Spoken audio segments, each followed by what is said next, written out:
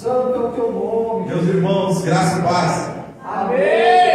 Queridos, motivo de muita alegria poder estar aqui mais uma vez, né? Nessa Glória! sexta volta, né? Estamos aqui no 6º mês do ano de 2023. Daqui um pouquinho será iniciada a sexta ceia, né? Do ano de 2023. E o nome do Senhor vai ser glorificado.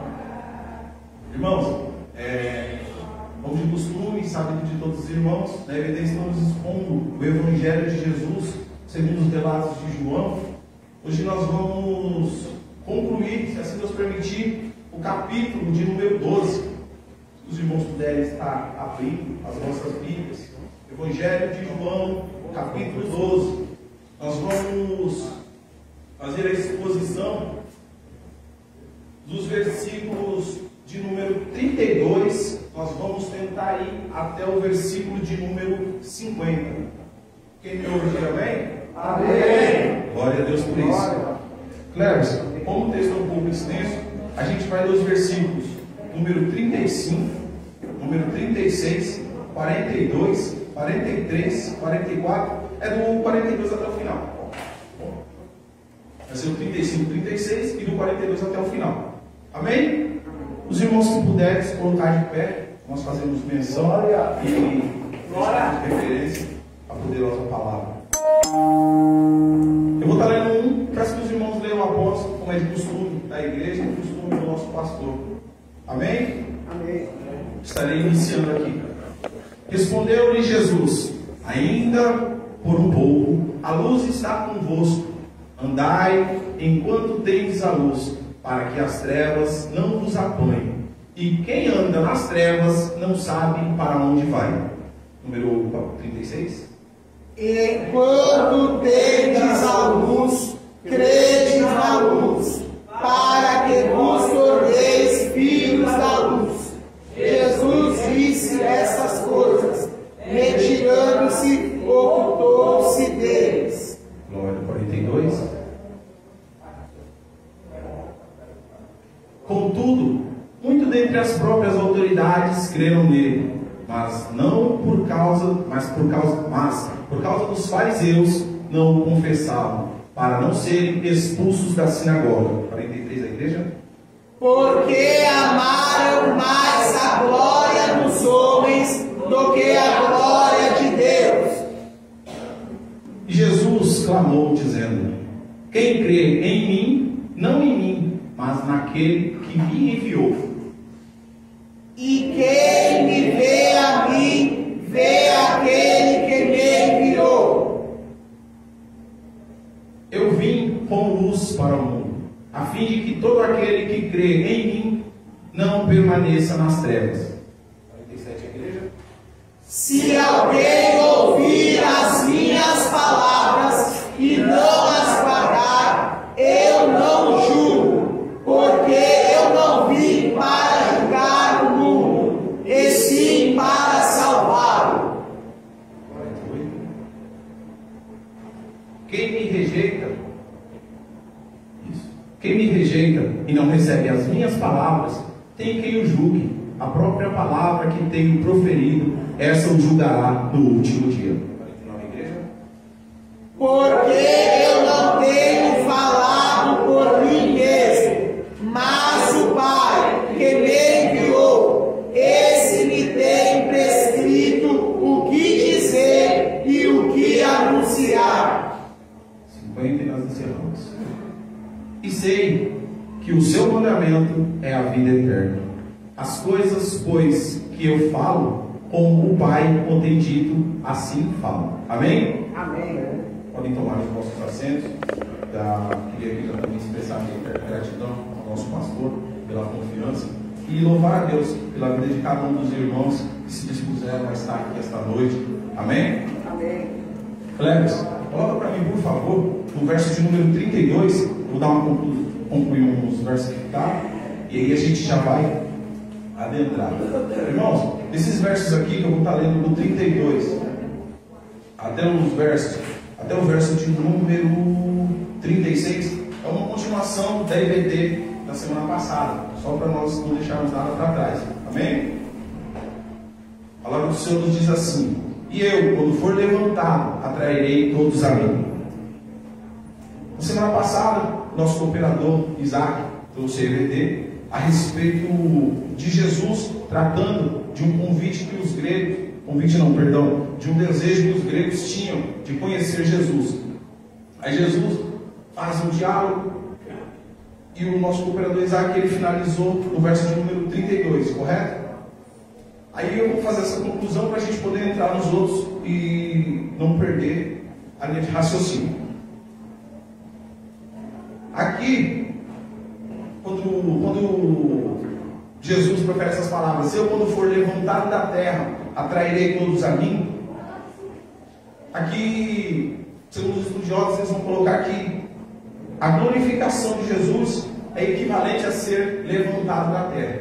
Quando ele profere essas palavras dizendo que ele necessita ser levantado da terra, ele já está fazendo menção à morte e morte de cruz, a morte expiatória. A morte de Jesus, ela caminha lado a lado com a sua glorificação. Jefferson, coloca para mim, para poder termos um pouco de entendimento, ter um entendimento maior, em Hebreus capítulo 1, verso 3, para nós podermos entender de que forma que a morte de Jesus, ela anda junto com a própria glorificação de Jesus. Hebreus capítulo 1, verso de número 3, por favor. Ele, que é o resplendor da glória e a expressão exata de seu ser, sustentando todas as coisas pela palavra de seu poder, depois de ter feito a purificação dos pecadores, assentou-se à direita da majestade nas alturas. Sendo assim, nós temos a certeza de que a morte de Jesus, a sua crucificação, o fato de Jesus ser levantado ao madeiro, não é somente ser levantado da terra, mas sim ser glorificado nas alturas. A consequência da paixão de Cristo e a glorificação é atrair todos a Ele. Porque se nós formos ver no finalzinho do verso, na parte B, ele diz assim: atrairei todos a mim mesmo. É claro que quando Jesus aqui está falando, quando ele se refere a todos, ele não está falando sobre uma linha de raciocínio que existe, a linha do universalismo. O universalismo crê que todos, sem exceção, serão salvos. Eles creem que não haverá distinção. Quando chegar aquele bendito dia, todos serão salvos. Jesus aqui não está dizendo isso. Quando Jesus diz: e eu, quando for levantado, atrairei todos a mim, ele está dizendo que tanto gregos, gentios, irão participar da glória. Por quê? Porque pela sua morte expiatória, ele concede a salvação não somente a judeus, mas também a gregos, a gentios, como também os israelitas. Se nós formos parar para ver, essa palavra todos, ela não abrange, como eu disse, o mundo inteiro. Por quê? Porque se nós formos parar para ver no capítulo 1, no verso de número 12 e 13, Jesus dá uma explicação muito boa disso. Coloca para mim, Jefferson, por favor. Ele diz assim: mas a todos quanto o receberam, deu-lhes o poder de serem feitos filhos de Deus, a saber, os que creram no seu nome. 13. Aos quais não nasceram do sangue, nem da vontade da carne, nem da vontade do homem, mas de Deus.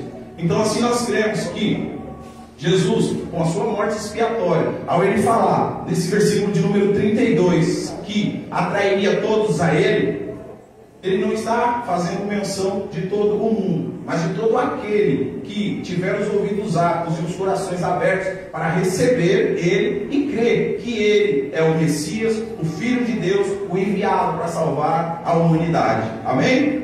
Amém. Se nós formos ver, Jesus, decorrente desse evangelho, ele salva muitas pessoas. O samaritano, o povoado dos samaritanos, salva o ladrão da cruz, salva Zaqueu, no evangelho de Lucas. E assim a gente vai vendo que Jesus ele não faz uma acepção. Mas todo aquele que Jesus quer Perdão, deixa eu reformular. Todos aqueles que reconhecem Jesus, eles são salvos. Ou seja, se temos a fé e cremos de quem Jesus é, nós também somos salvos. Nós também somos perdoados. Porque o sacrifício de Jesus, ele se estende a nós nos dias de hoje. Porque senão, o sacrifício de Jesus seria somente para os judeus. Mas, graças a Deus, não ficou somente neles. Glória. Coloca para mim, Jefferson, o versículo de número 33, por favor. Glória. Isso dizia, significando de que gênero de morte estava para morrer. Aqui nós sabemos que a morte de Jesus, a morte expiatória, a morte de cruz, era o motivo, da nossa redenção. Aqui João explica que era necessário que Jesus fosse levantado, pois só assim ele poderia cumprir a vontade de Deus. Porque se nós formos ver nos versículos anteriores, ao qual nosso cooperador Isaac deu o EBD, Jesus profere palavras da seguinte maneira: está angustiada a minha alma, e que direi eu? Pai, livra-me desta hora? Não, contudo, para esta hora eu vim. Ou seja, Jesus sabia da sua hora e do que era necessário fazer. Então Jesus, aqui, João, enfatiza que era necessário que ele fosse levantado e que fosse informado a maneira dele ser levantado. Para quê? Para que, através da morte dele, ele pudesse obedecer todos os preceitos, toda a vontade de Deus, e assim sucessivamente conceder salvação a todo aquele que nele crê. Amém? Amém. Glória a Deus. O versículo 34, eu vou estar lendo aqui na minha Bíblia. Ele diz assim: a multidão disse: nós ouvimos da lei que o Cristo permanecerá para sempre. Como então dizes tu que é necessário que o Filho do Homem seja levantado? Quem é esse Filho do Homem? Algum dos irmãos aqui se arriscaria mencionar onde está essa parte aqui a qual eles dizem: nós ouvimos na lei que o Cristo permanecerá para sempre? Algum dos irmãos se arrisca? Aleluia, pode falar. Pode falar, eu leio. Coloca Daniel, capítulo 7, verso 14, só para a gente ter uma ideia aqui. Bem, tem Salmo 100, tem diversas passagens que dá para tem um bom entendimento para a gente. Aí a palavra do Senhor nos diz assim: foi-lhe dado domínio e glória e reino, para que os povos, nações e homens de todas as linguagens o servissem. O seu domínio e o domínio eterno, que não passará, o seu reino jamais será destruído. Ou seja, partindo desta profecia de Daniel, partindo desta parte das escrituras do livro de Daniel, os judeus criam que Jesus, por ser o Messias enviado, ele permaneceria para sempre aqui na terra. Só que eles tinham uma visão irreal do que verdadeiramente isso queria dizer. Um reinado eterno seria junto ao Pai por toda a eternidade, e não somente nesta terra. Os irmãos estão compreendendo? Então, dessa ideia, partindo desse ponto, nós temos a real ideia que eles, os judeus, tinham uma mente que Jesus permaneceria, o Cristo, o Messias, permaneceria todo o tempo aqui na terra, por toda a eternidade, quando na verdade a eternidade dita é com o Pai, nas regiões celestiais. Amém? Os irmãos estão compreendendo? Amém. Eu vou correr um pouquinho aqui, para nós podermos concluir. Eu vou fazer a leitura do 35 e 36. E aí a gente já finaliza esses dois últimos versículos e entramos no próximo. Respondeu-lhe Jesus: ainda por um pouco a luz está convosco. Andai enquanto tendes a luz, para que as trevas não vos apanhem. E quem anda nas trevas não sabe para onde vai. 36. Enquanto tendes a luz, credes na luz, para que vos torneis filhos da luz. Jesus disse estas coisas e, retirando-se, ocultou deles. Jesus, o Filho do Homem, é a luz do mundo, a luz da salvação. A imagem da luz e trevas sempre estão aparentes nesse Evangelho de João. Tem alguns textos aqui, mas não precisa abrir não. Depois dá para a gente olhar lá com mais tempo, né? Que vamos finalizar hoje, se Deus quiser. No capítulo 1, no capítulo 3, no capítulo 8 e no capítulo 9 tem esse diálogo e essa distinção entre trevas e luz, qual Jesus faz menção aqui neste momento. A luz brilhava diante dos judeus. Eles tinham a luz dentre eles, só que eles não a reconheceram. Motivo? Eles amaram mais a glória dos homens do que a glória de Deus. Por eles terem no coração as coisas terrenas, o coração deles se fechou para as coisas espirituais. E assim, eles perderam a oportunidade da salvação. Eles perderam a oportunidade de reconhecer Jesus.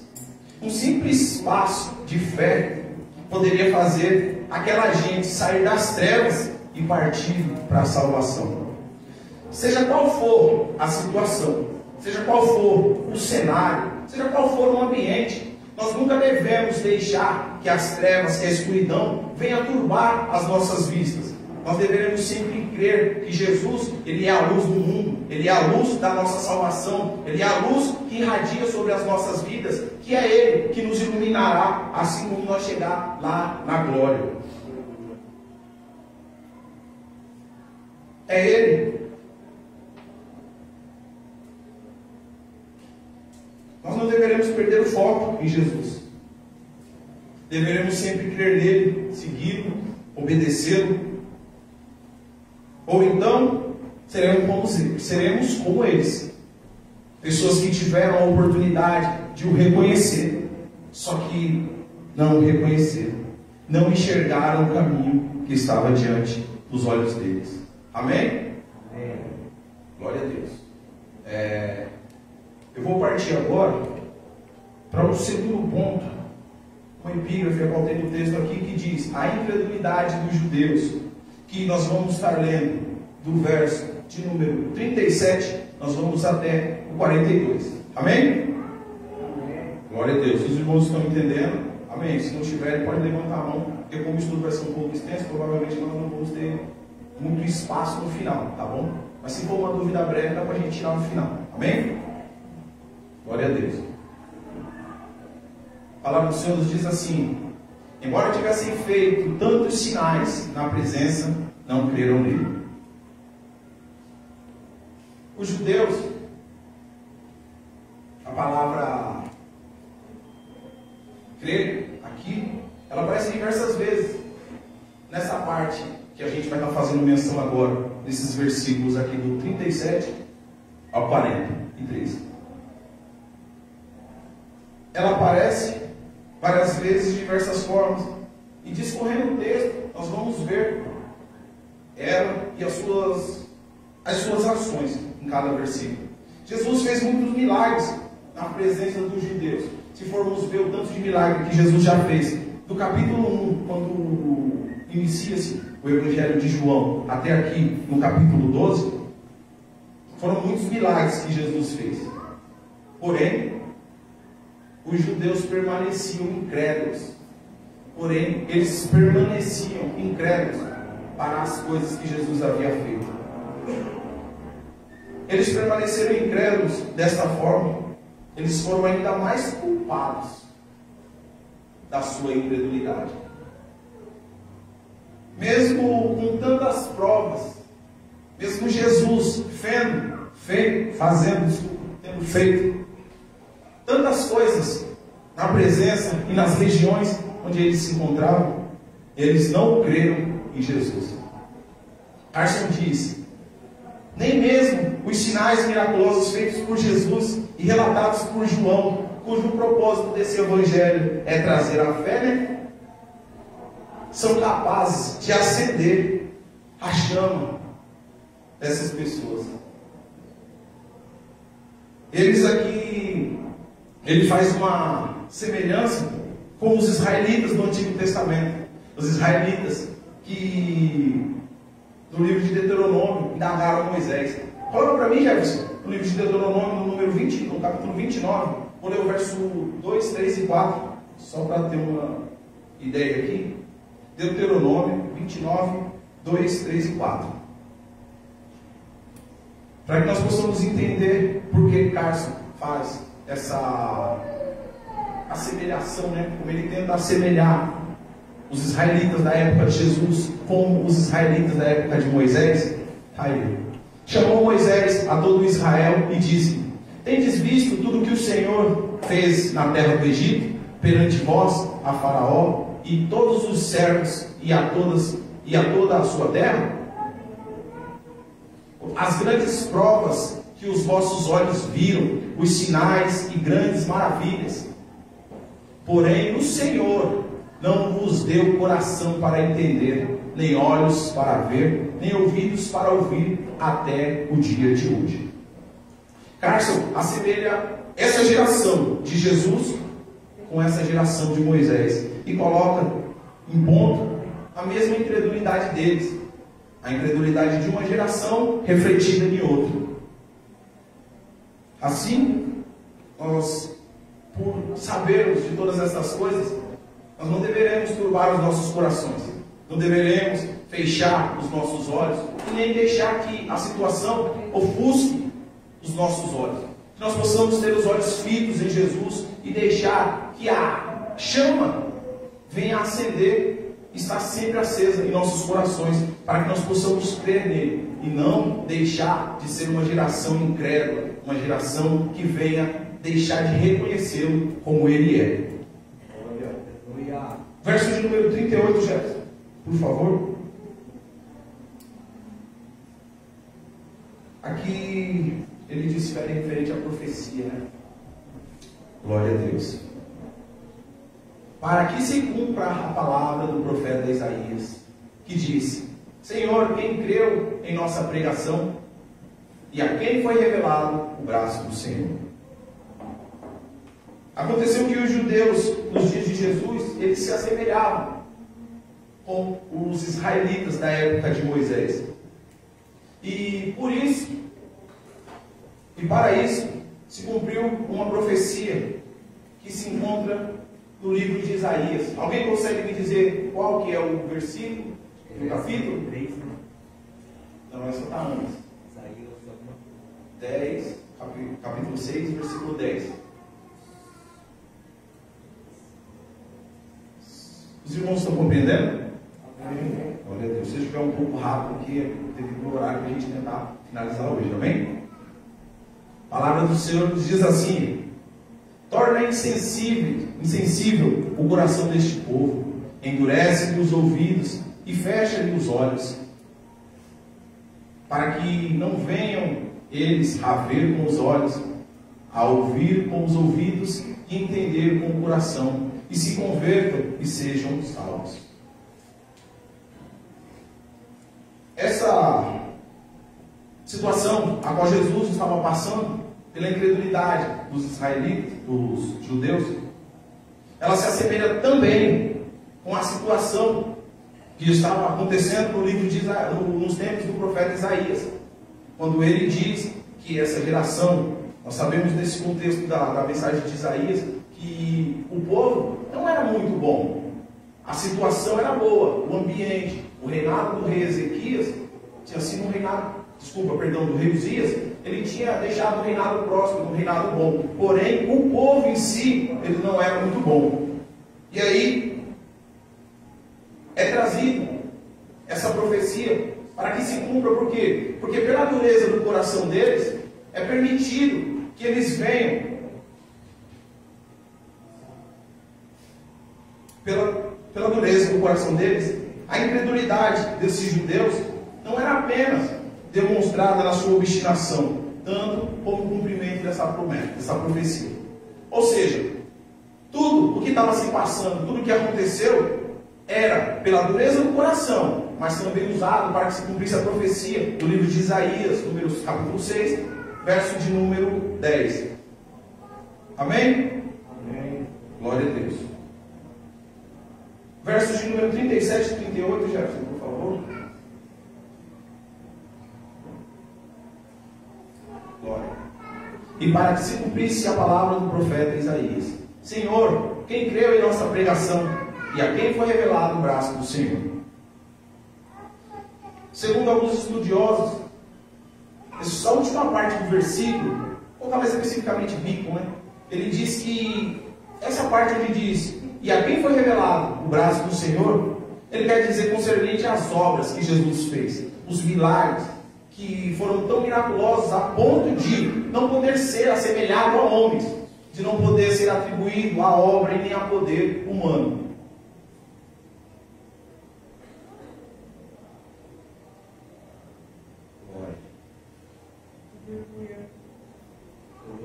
Eles não creram apenas na evidência divina, na sua filiação.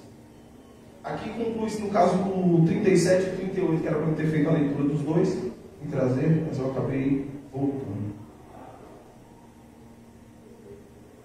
Bom, aqui se encontra a profecia ainda de Isaías, né, no capítulo 6, verso 7. Vamos para o 39. Os irmãos compreenderam esse versículo? Eu creio que ele ficou um pouco passado por causa que eu expliquei ele no anterior. Os irmãos compreenderam? Amém. 39.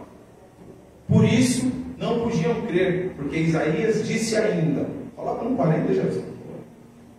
Cegou-lhe os olhos e endureceu-lhes o coração, para que não vejam com os olhos, nem entendam com o coração, e nem se convertam e sejam por mim curados. Essa aí é a profecia de Isaías 53:1, para que se cumpra. Ou seja, a incredulidade dos judeus, ela foi dada por intermédio das Escrituras. Nós cremos que eles não creram, tanto pelo endurecimento do seu coração, por amarem a glória do homem, como também para que se cumprisse as Escrituras. Tem um versículo agora, mas ele me fugiu da mente. Eu não consegui lembrar agora. Quando o homem endurece o seu coração, Deus o deixa endurecido. Deus o deixa endurecido. Não há juízo maior de Deus do que entregar a pessoa a si mesma, do que Deus dar o que ela quer. O juízo de Deus aqui, para poder entendermos aqui o que eu estou tentando trazer, a própria concupiscência, o próprio coração do homem em si, ele é mau por natureza. Quando Deus decide entregar o homem às suas próprias paixões, aqui Fernando Dias Lopes diz que não há dureza maior do que entregar o homem a si mesmo, às suas próprias paixões. Se nós formos ver no livro de Romanos, capítulo 1, verso 28, tem uma palavra muito forte a respeito do homem ser entregue às suas próprias paixões. E por haverem desprezado o conhecimento de Deus, o próprio Deus os entregou a uma disposição mental reprovável para praticarem coisas inconvenientes. O contexto aqui, nós sabemos que é fora do que nós estamos estudando, mas o ponto aqui é somente entender que, por eles terem desprezado o conhecimento de Deus, o próprio Deus os entregou a uma disposição mental reprovável. Ou seja, quando o homem endurece o seu coração, Deus, ele acaba de deixá-lo mais duro. Para quê? Para que com os olhos não enxerguem e com o coração não possam recebê-lo, e assim não possam ser salvos. Culpa de Deus? Não. Culpa do endurecimento do coração. Aqui nós partimos de um ponto entre predestinação e responsabilidade humana. Os teólogos dizem que não tem jeito, não tem maneira da predestinação andar fora da responsabilidade humana. Por quê? Porque aqui nós vemos isso. Por eles endurecerem o coração, por eles desprezarem o conhecimento de Deus, o próprio Deus os entregou a uma disposição mental reprovável. Ou seja, a incredulidade dos judeus, ela se dá ao endurecimento espiritual, ao endurecimento do coração. E isso faz com que eles venham ter uma cegueira espiritual. E eles passam a não enxergar Jesus. Isso é fruto do coração Isso é fruto de cada um. Isso não é obra de Deus. Isso não pode ser atribuído somente a Deus. Por quê? Porque o crer, ele vem de cada um.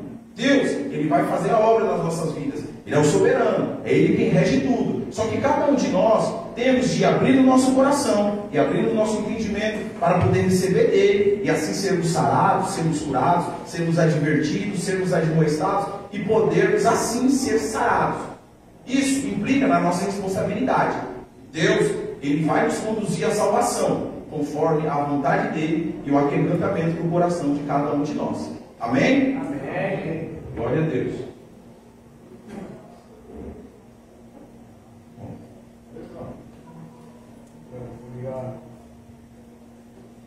Como que ficou bem entendido? Eu queria já estar partindo para os versículos de número 41, 42 e 43.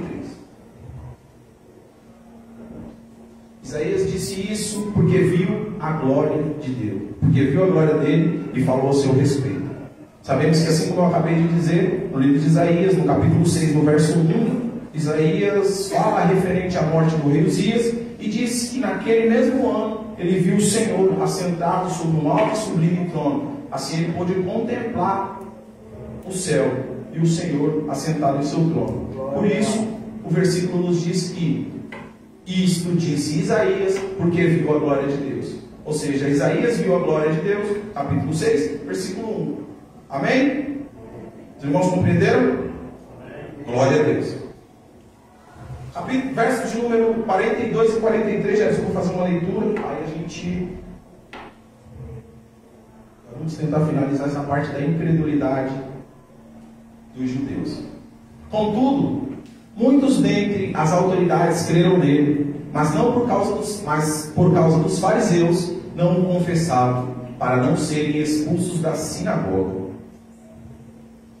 43. Porque amaram mais a glória dos homens do que a glória de Deus.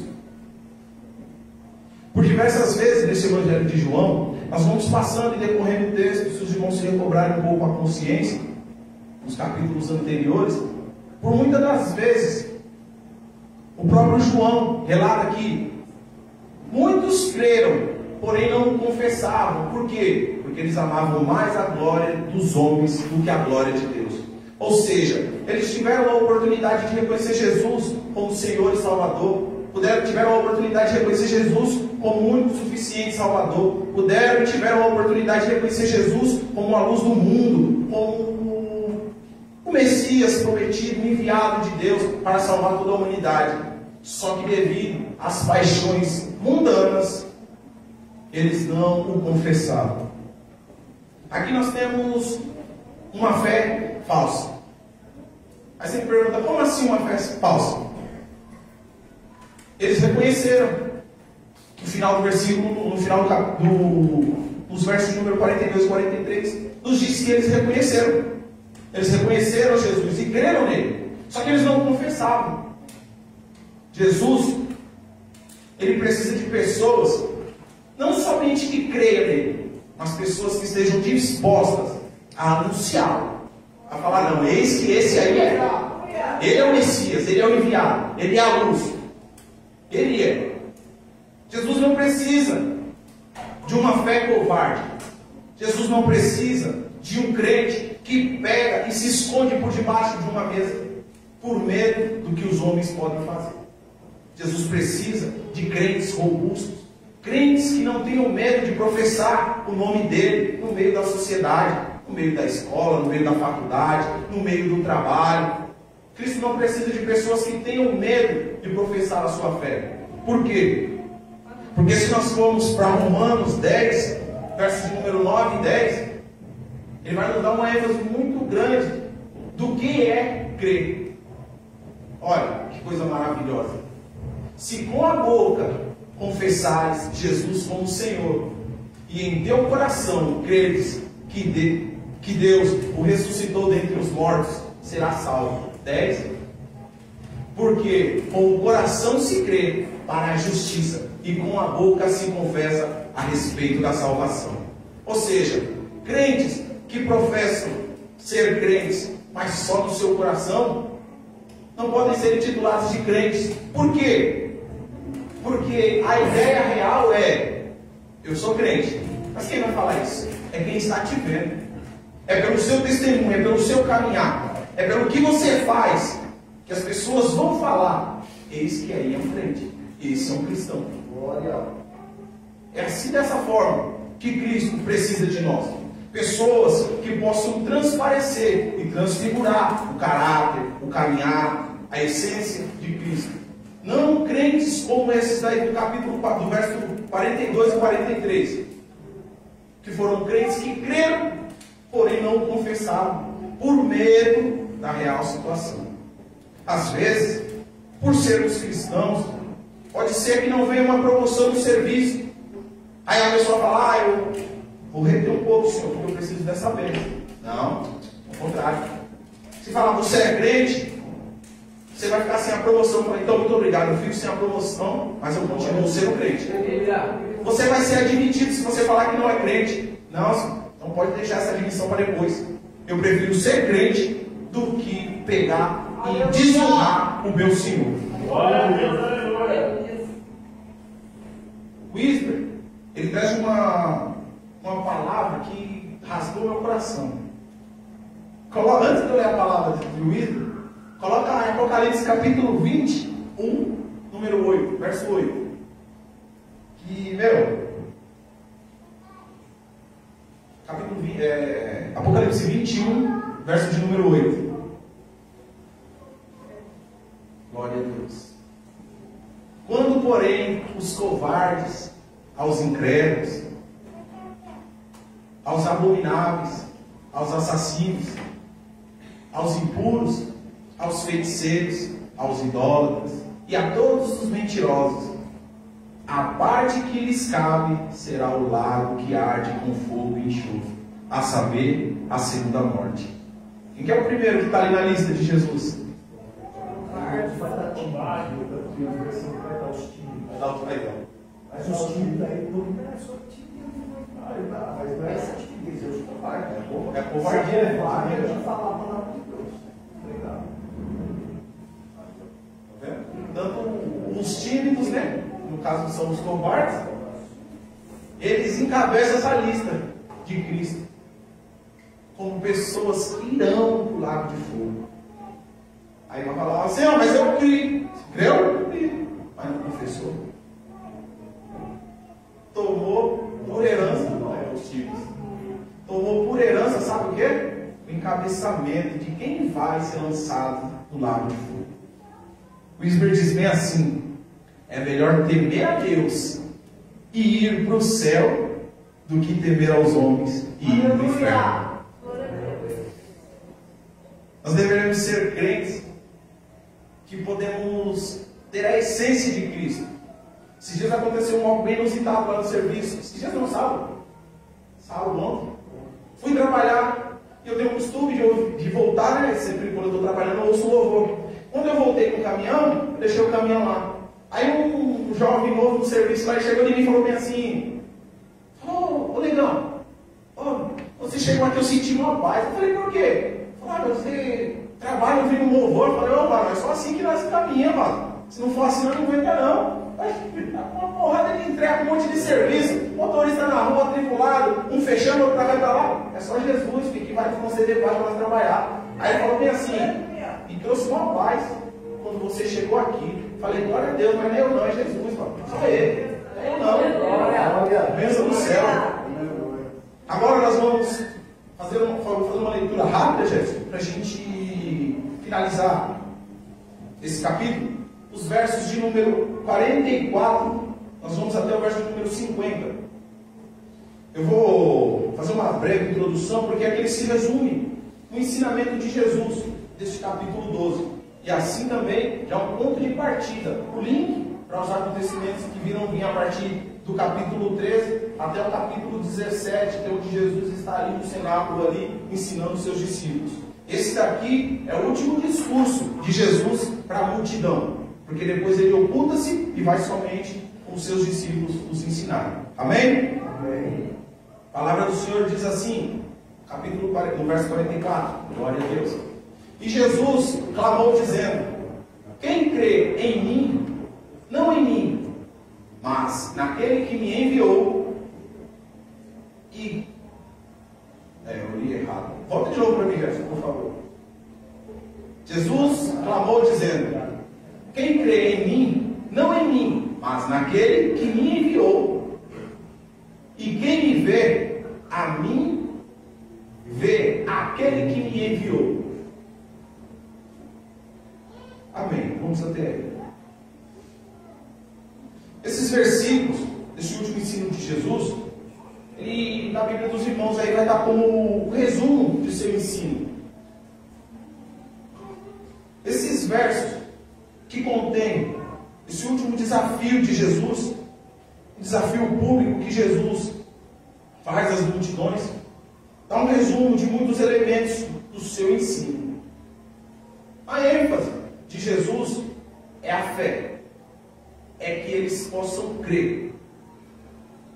Deus envia o seu Filho.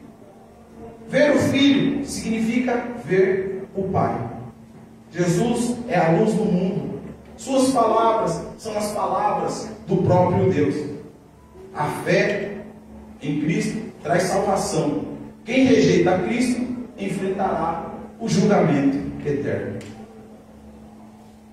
Quem julgará? Quem pode julgar aqueles que rejeitam o que Cristo está ensinando? Jesus, aqui mesmo, ele enfatiza: eu vim para salvar, não para julgar. Porém, a própria palavra, ela julgará. Todos serão julgados pela palavra.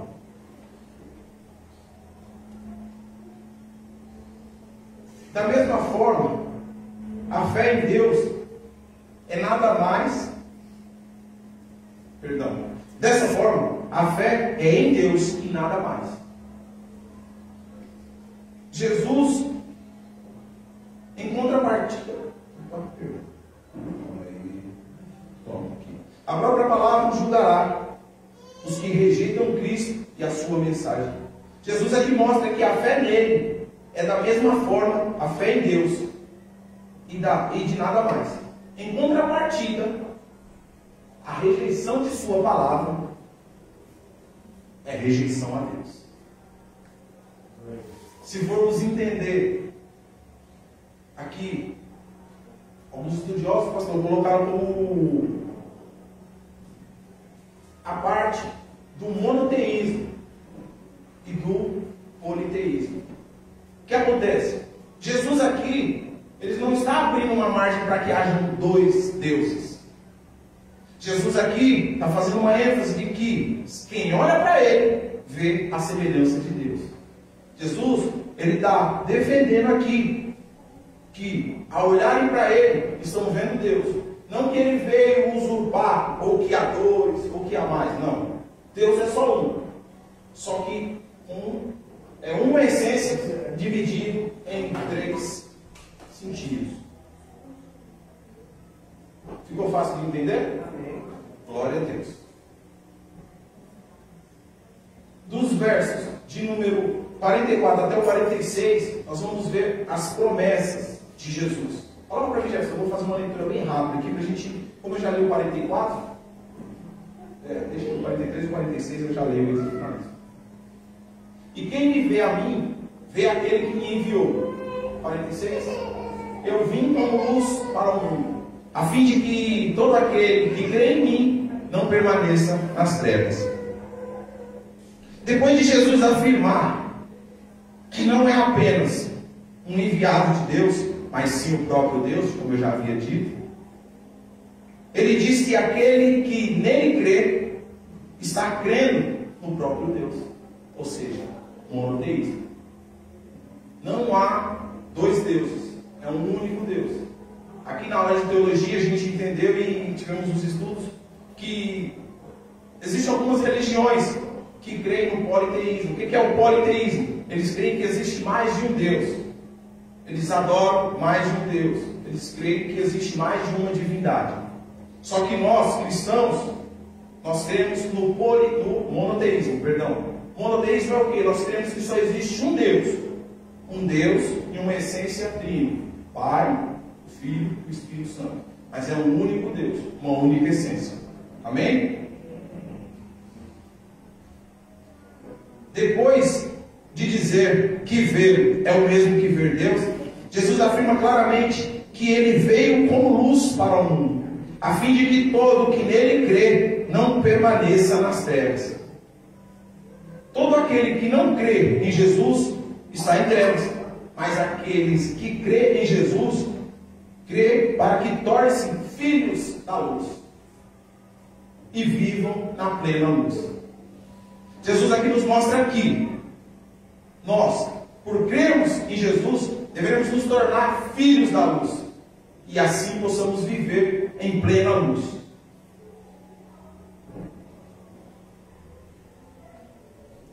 Tem um ponto aqui de um teólogo também que eu coloquei aqui, que é a respeito do juízo, né? Os versos de número 47, 48 e 49, ele vai nos dar a respeito do juízo. Jefferson, coloca para mim, eu vou fazer uma leitura bem rápida, para a gente pegar a compreensão aqui. Se alguém ouvir as minhas palavras, e não as guardar, eu não julgo, porque eu não vim para julgar o mundo, e sim para salvá-lo. Quem me rejeita e não recebe as minhas palavras, tem quem o julgue, a própria palavra que eu tenho proferido. Essa julgará no último dia. 50 para encerrar. Porque eu não tenho falado por mim mesmo, mas o Pai que me enviou, esse me tem prescrito o que dizer e o que anunciar. Esse segundo ponto, ele nos mostra a respeito da condenação. Depois de Jesus fazer as promessas, ele anuncia o juízo. Juízo decorrente aos que não têm ouvidos para ouvir a sua palavra e as praticarem. Ouvir as palavras e não as guardar, será julgado pela mesma palavra.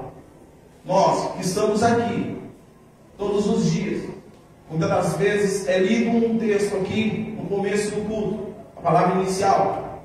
Muitas pessoas conversam, ficam dispersas e perdem o sentido da palavra que está sendo ali ministrada. Essa própria palavra que está sendo ministrada aqui agora, ela vai servir para me julgar primeiro e depois julgar cada um dos que estão ouvindo. É a palavra que nos julgará. É a palavra que irá nos mostrar e nos discernir.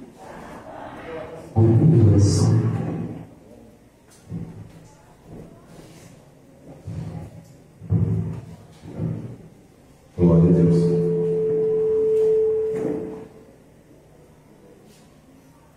Porque a palavra proferida neste livro não é somente letras, mas é a própria palavra de Deus. É o próprio Deus falando conosco.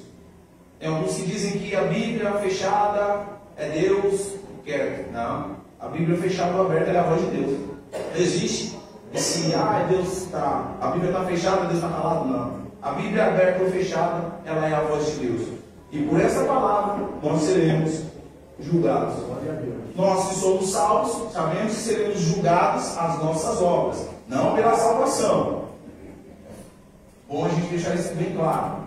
Nós, salvos, somos salvos pelo sacrifício de Jesus, pelo que Jesus fez na cruz do Calvário e por nós o confessarmos como Senhor e Salvador. Só que as nossas obras serão julgadas. Julgados de que forma? Pela própria palavra. A palavra julgará as nossas obras. Amém? Amém. Glória a Deus. Ouvir as palavras e não as guardar nos conduz à condenação. Porque a própria palavra julgará. Ouvir e guardar produz vida eterna. Romanos vai dizer que aquele que ouve e não pratica, de nada vale. E esse já tem juízo para si. Eu me recordo o versículo. Eu estava meditando nesse livro e acabei passando por ele. Mas ouvir e não as guardar desenvolve juízo e condenação.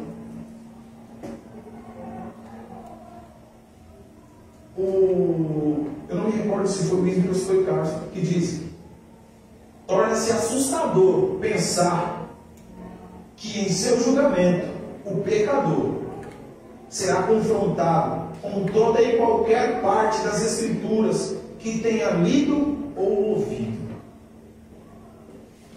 Irmãos, é sabido de todos nós que, através de todos os milagres que Jesus fez, toda a mensagem descrita nesse livro do Evangelho, nesse Evangelho de Jesus segundo os relatos de João, são evidências incontestáveis de quem Jesus é.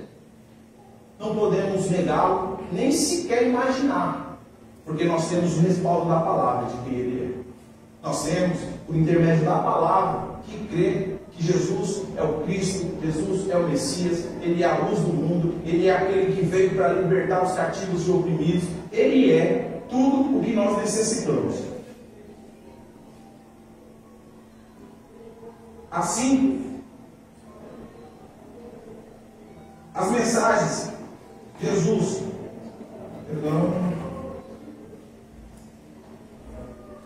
o Salvador do mundo vem aqui também, que a única maneira de alguém ser salvo é através do Filho de Deus, de Jesus. E vocês, já têm colocado sua confiança plena em Jesus? Já têm professado aos quatro ventos quem é o seu Salvador? Aqui, nós decorremos desse texto, nós conseguimos finalizar, graças a Deus, esse texto, nesse capítulo de número 12, ele enfatiza diversas áreas, e a maioria delas é a fé, é o crer em quem Jesus é. Irmãos, devemos professar Jesus e trazê-los à luz. Mateus diz: vós sois luz do mundo. Nós temos de refletir a luz. Quem é a luz? Cristo. Nós, por sermos cristãos, pequenos Cristo, devemos refletir Cristo, a essência, o caráter, o caminhar, tudo em nós deve ser dado como honra e glória do nosso Senhor. Eu creio que finalizou. Os irmãos têm alguma dúvida? Nós tiramos rapidinho. Bom, o silêncio diz por si só. Glória a Deus por isso. Louvo a Deus pela vida de cada um de vocês. Finalizamos com o capítulo de número 12. Peço perdão se corri um pouco e que os irmãos me perdoem mais uma vez. Amém? O nome do Senhor seja glorificado.